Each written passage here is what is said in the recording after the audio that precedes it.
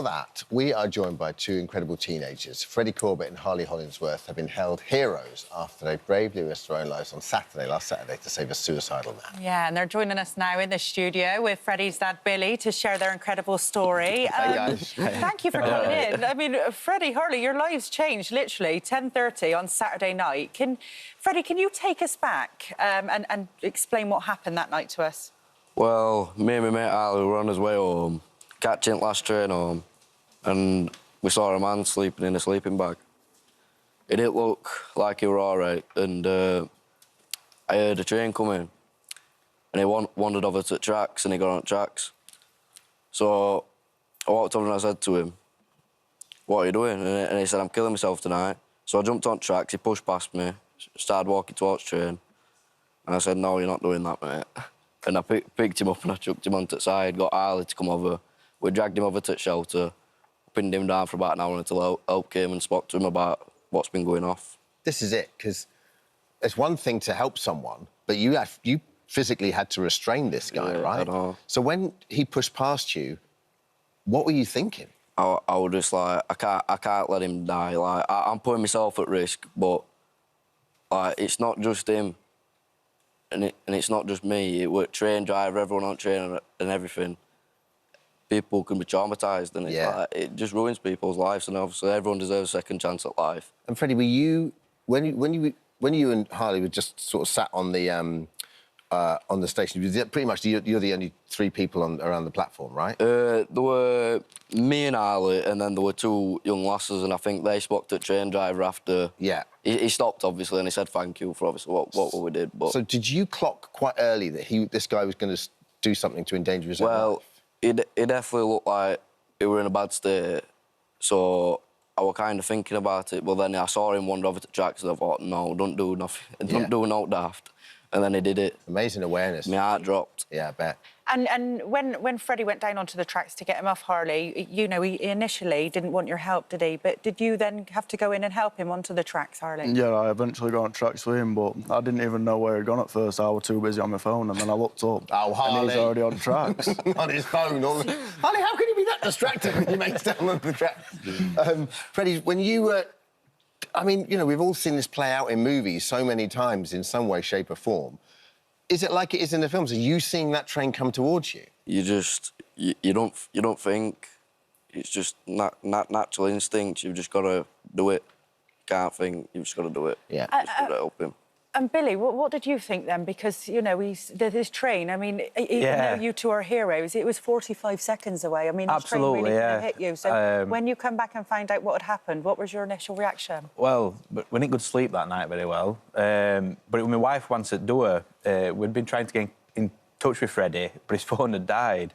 So when my wife answered the door, it was a man in an orange boiler suit, which one at Network Rail guys. They'd brought our Freddie back and Harley.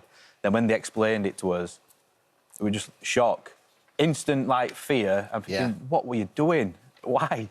But then, as the night progressed, and then when we woke up in the morning, like I said, I think Gary, he posted something on social media, and it just started sinking in then what they'd actually done. And it was just like, I just can't get over it. And it's so getting prouder and prouder and prouder. Right, because you've got these two feelings to reconcile as a parent. Yeah. One, I can't believe you put your life at risk. This is your everything, isn't it? Absolutely, yeah. And then the second time, like those values and morals that you and your wife and your family have instilled, and they're playing out. You must be so, I mean, I feel crying now. Yeah. You must be so proud of it. Yeah, there's been plenty of tears. So Gary was the one who knocked on your door, and Gary was the reason why you two have gone viral, because he said he got called out tonight to a male with intent to self-harm on the railway, and these two lads were his angels. As kids get a bad press with humanity, and like these, the lads have shown tonight. We are in safe hands. I can't speak highly enough about them. If you see them, buy them a J2O, because they're not quite old enough to have a pint yet. Like, you know, you've gone viral for being heroes. How do you feel about that? It's a big title, isn't it? It's crackers. It don't feel real at all. It don't. I still feel like I'm dreaming. So I can't walk up from Saturday night. Do you feel like heroes? Well, for me, when it first happened, I didn't think it was as big as what other people thought it was. I just thought it was just another day I'd do it again in an heartbeat, every single time. And you stayed with him for an hour as well, right? Yeah. After that initial period where you stopped him from killing himself, how was the interaction then? Were you able to talk to him and kind of calm him down? Yeah. I were in bits, me. Tears were falling down my face, but Your adrenaline must have been pumping as well. oh, not half. I saw a train come by like literally seconds later, and it was just.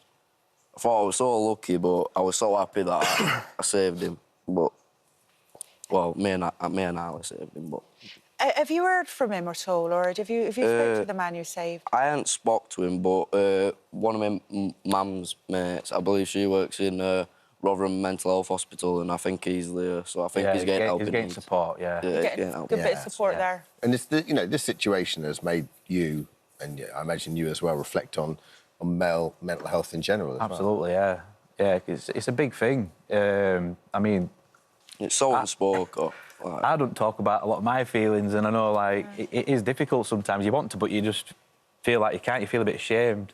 So you've seen somebody, you've saved somebody at their darkest hour. Like, has it changed the way you think about mental health? Like, what are your views on it now? Well, it just makes me think that you don't know what other people are going through.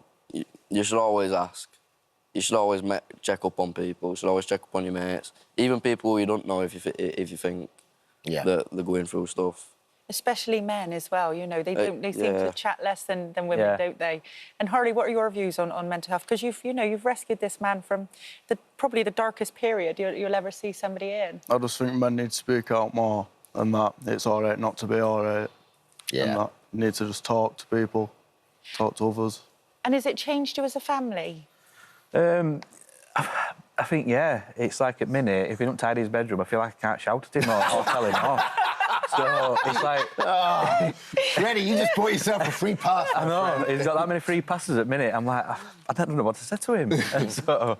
Well, it's all right. Yeah. I've got him a couple of days out in London, so it's all right. Yeah, nice. And sort of, Billy, you must be very proud, obviously, because... Absolutely, yeah. And we see it so many times on this show. Your generation are kind of demonised as, Yeah.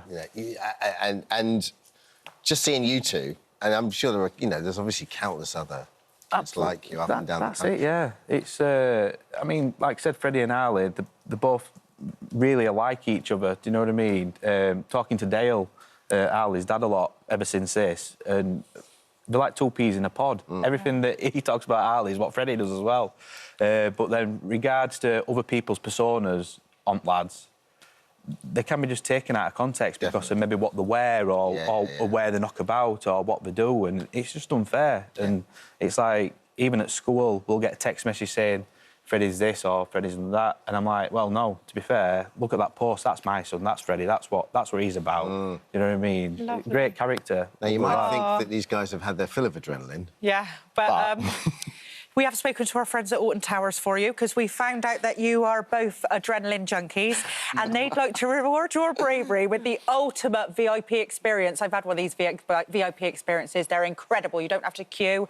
They're including tickets, express parkets, platinum fast tracks for all the rides, a VIP host for the day, unlimited drinks, meal vouchers and a VIP merchandise and unlimited rides. And photos. Boom. There we go. There we go. So have a lovely day at Alton Freddie's Towers. like, give me another week, man. I'm done. Yeah. I just need to sleep. Give me a break. Well done, guys. Well done, Lovely to you meet two. Great to meet you thanks two. for sharing your story. So Yeah, much. thank you. And you, Bill, thanks, no Sam. worries.